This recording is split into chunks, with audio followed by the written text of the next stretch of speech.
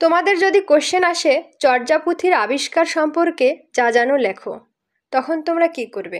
চর্যাপুঁথি তো আবিষ্কৃত হয়েছে 1907 সালে, এটা আমরা সবাই জানি। হরপ্রসাদ শাস্ত্রী আবিষ্কার করেছেন। কিন্তু এই আবিষ্কারের পিছনে তো একটা ইতিহাস রয়েছে। তাহলে তোমাদের কাছে চর্যাপুঁথির আবিষ্কার সম্পর্কে যা জানো এরকম কোশ্চেন আসলে কিন্তু 1-2 লাইনে কোশ্চেনের অ্যান্সারটা দেওয়া যাবে না। তাহলে কিভাবে দেবে আমি বলছি।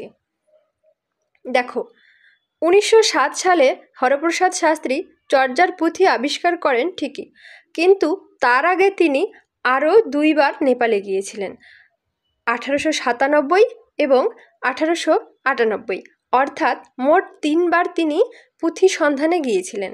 1882 সালে রাজেন্দ্রলাল মিত্র সংস্কৃত ভাষায় লেখা বিভিন্ন বৌদ্ধ পুঁথির তালিকা প্রকাশ করেন। তার মৃত্যুর পর হরপ্রসাদ শাস্ত্রীর ওপর বাংলা, বিহার, আসাম, উড়িষ্যার পুঁথি সন্ধান ও সংগ্রহের দায়িত্ব পড়ে। সেই দায়িত্বভার নিয়ে তিনি এই যে 3 বার নেপালে গিয়েছিলেন, তাতে 1907 সালে তিনি এই চর্যার পুঁথিটি আবিষ্কার করেন। হরপ্রসাদ শাস্ত্রী কর্তৃক আবিষ্কৃত এই পুঁথিটি এখনও নেপালের রাজদরবারে সংরক্ষিত আছে।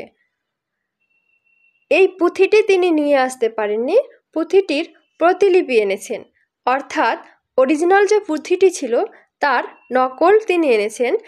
এই নকলটাই চর্যাচর্য বিনিশ্চয় নামে প্রকাশ করেন।